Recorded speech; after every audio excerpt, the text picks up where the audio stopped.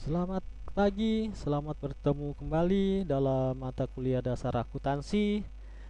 Kita telah memasuki pertemuan ke-5. Pada pertemuan kelima ini kita akan membahas mengenai akuntansi perusahaan jasa, laporan keuangan, dan tahap akhir penyusunan laporan keuangan. Setelah pada periode kemarin, minggu kemarin pertemuan keempat, kita telah belajar membuat namanya neraca lajur. Nah, neraca lajur isinya ada berapa kolom pertama? Kemarin kolom pertama adalah neraca saldo, kemudian kolom kedua adalah AJP, ayat jurnal penyesuaian, kolom ketiga adalah neraca saldo disesuaikan atau NSD, kemudian kolom keempat adalah laba rugi, kemudian kolom kelima terakhir adalah neraca. Nah, kemarin tugasnya sampai kita bagaimana membuat AJP, kemudian membuat neraca saldo disesuaikan. Nah, neraca saldo disesuaikan adalah posisi terakhir laporan proses yang kita buat. Dari neraca saldo disesuaikan ini kita pindahkan yang akun laba rugi masuk ke kolom laba rugi, yang akun neraca masuk ke akun neraca. Masih ingat kan? Akun laba rugi hanya terdiri dari dua akun, yaitu akun pendapatan dan akun laba rugi. Akun biaya atau kalau kita mau lihat di nomor rekeningnya, berarti nomor rekeningnya adalah semua nomor rekening pala 5 dan nomor rekening pala 6. Jadi semua akun laba rugi atau dalam pertemuan ini disebut juga akun sementara. Kenapa akun sementara? Karena dia akun tersebut hanya ada pada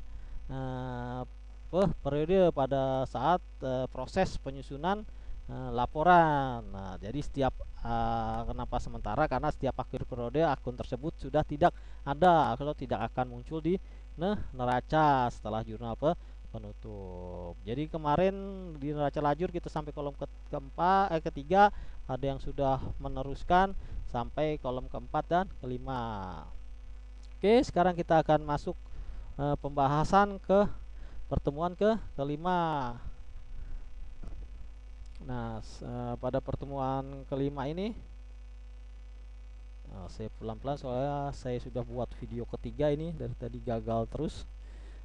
Isinya adalah yang meliputi neraca, laporan laba rugi, laporan perubahan posisi keuangan, atau di sini ada laporan arus kas, arus dana. Ini dia hanya memberikan gambaran kemana uang kasnya berubah ya, lari ke biaya. Kemudian kalau bertambahnya dari mana, berkurangnya kemana. Nah, bentuk-bentuk laporan keuangan yang pertama adalah laporan laba rugi. Laporan laba rugi sudah tahu ya, kita menyelisihkan antara pendapatan dan biaya. Laporan laba rugi, bentuk laporan keuangan pertama adalah laporan laba rugi. Kemudian laporan laba rugi bentuknya ada dua, ada multi step dan single step. Oke, bisa dilihat contohnya di sini. Di sini yang pertama ada multi step, artinya dua tahap kan.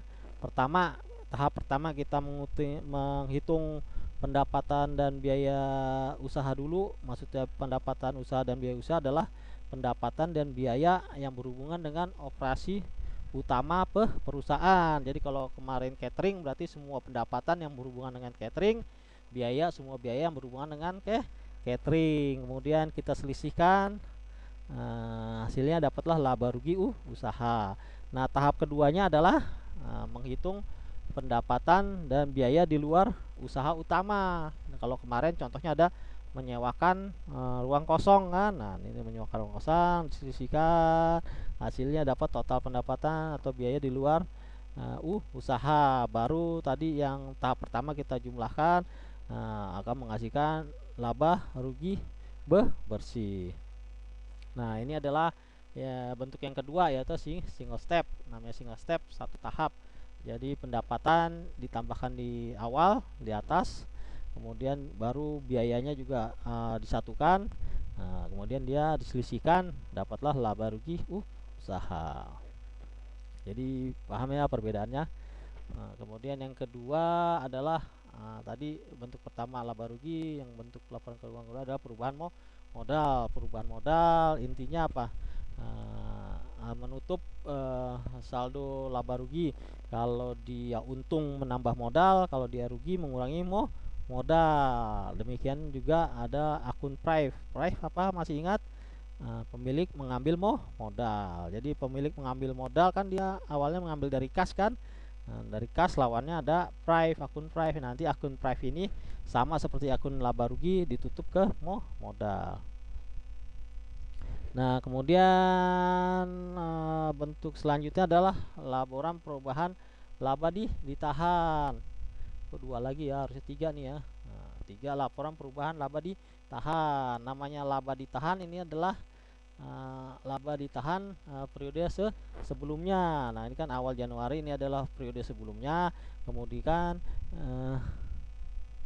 ditambah dengan laba rugi periode ini ya, sila totalkan ditambahkan, kemudian dia dikurang dari laba ditahan tersebut, dikurangi price dulu, kemudian dikurangi dividen artinya ada laba yang dibagikan ke pemilik modal, baru laba ditahan akhir periode. Jadi ini penambahan dari periode sebelumnya dan periode saat ini. Kemudian neraca, yaitu laporan keuangan menggambarkan posisi keuangan perusahaan yang meliputi aktiva, kewajiban, ekuitas. Nah, ini yang perlu kalian ingat. Jadi bentuk neraca itu standar ya. Jadi neraca itu ada dua sisi, yaitu debit dan kredit. Sisi debit atau lebih dikenal bisa debit bisa aktiva, dibagi dua, yaitu aktiva lancar dan aktiva tetap. Kemudian di sisi kredit atau pasifa, di situ biasanya dibagi tiga. Yang pertama ada hutang, kemudian yang kedua ada modal, yang ketiga ada laba ditahan. Nah, bentuk neraca ini ada dua, subkontrol dan stafel. Subkontrol seperti apa? Subkontrol di sini berarti kanan kiri ya, berdampingan, bersisian atau horizontal. Aktivanya di sisi kanan, pasifanya di sisi kiri. Kemudian kalau stafel bentuknya vertikal, atas bawah, aktivanya di atas, pasifanya di bawah. Nah, ini ingat ya, bentuk standar neraca dia aktiva dibagi dua, aktiva lancar dan aktiva tetap. Kemudian pasifa dibagi berapa ini? Hutang lancar. Nah, hutang dibagi dua, ada hutang lancar, ada hutang tetap. Ini juga kan ada aktiva lancar, aktiva tetap, hutang lancar, hutang tetap, ada modal, ada laba ditahan. Oke, sampai di sini. Oh, masih ada jurnal penutup. Nah, jurnal penutup apa sih? Jurnal yang dibuat pada akhir tahun untuk menutup semua rekening yang bersifat sementara. Rekening yang bersifat sementara atau sama juga rekening laba rugi. Jadi menutup semua pendapatan dan biaya disatukan ke rekening laba rugi. Kemudian tahap keduanya adalah rekening laba rugi kita tutup ke modal. Oke, ini contohnya yang apa saja yang ditutup. Ingat, yang ditutup adalah pendapatan.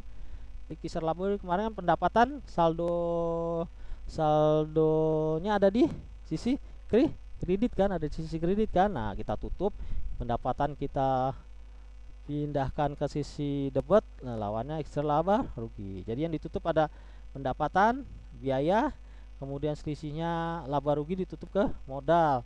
Oke, jika perusahaan laba, ini jika perusahaan rugi. Kemudian ini menutup rekening prive. Kemudian ada lagi tadi jurnal penutup, kemudian ada lagi neraca saldo setelah penutupan buku. Jadi ini bedanya neraca yang ada di neraca lajur dan neraca yang ada di laporan keuangan. Neraca yang ada di neraca lajur, laba rugi belum ditutup ke modal ya. Nah, pada neraca yang akan disajikan ke laporan keuangan, laba rugi sudah ditutup ke modal. Nah, ini perbedaannya, saldo prive juga sudah ditutup ke modal. Jadi perbedaannya yang itu ya, laba ruginya dan prive sudah ditutup ke modal, tidak nongol lagi di neraca saldo seperti pada neraca lajur. Kemudian jurnal pembalik, kalau tadi ada jurnal penutup, ini ada jurnal pembalik. Nah, di sini jurnal pembalik pada intinya ada 4 ya, A, B, C, D. Ada 3 bisa disenarkan adalah biaya yang masih harus dibayar. Kemarin kan jurnalnya biaya yang masih harus dibayar ya, biaya gaji pada hutang gaji. Jadi biaya gaji sudah kita akui pada belum dibayar. Nah, itu kita balikkan, biaya gajinya sudah nol kan. Nah, kita buka lagi biaya gaji, berarti hutang gajinya kita pindahkan ke debit, biaya gaji di kredit. Jadi tadi biaya gaji yang sudah ditutup kita buka kembali, cuma posisinya bukan di debit biaya tapi di kredit. Jadi jurnal pembaliknya menjadi hutang gaji pada biaya gaji. Kemudian pendapatan yang masih harus diterima, ini kemarin biaya bunga kan. Nah, pada pendapatan bunga pada piutang bunga. Nah, piutang bunga kita tutup menjadi piutang bunga pada pendapatan bunga. Nah, kemudian yang C dan D ini adalah pendapatan yang diterima di muka dan biaya diterima di muka yang menggunakan metode laba rugi, itu harus dibalik. Jadi kalau pada pendapatan metode laba rugi kan kita sudah mengakui biaya atau mengakui pendapatan walaupun jumlahnya tidak sesungguhnya. Nah, ini kan posisi terakhirnya. Nah, pendapatannya nggak ada, biayanya juga nggak ada kan, adanya pendapatan diterima di muka dan biaya diterima di muka. Nah, ini keduanya kita tutup menjadi ke pendapatan, biaya menjadi biaya. Jadi ditutup lagi kan. Nih, kita menggunakan pendekatan laba rugi, berarti pendapatan dan biaya sudah diakui di awal.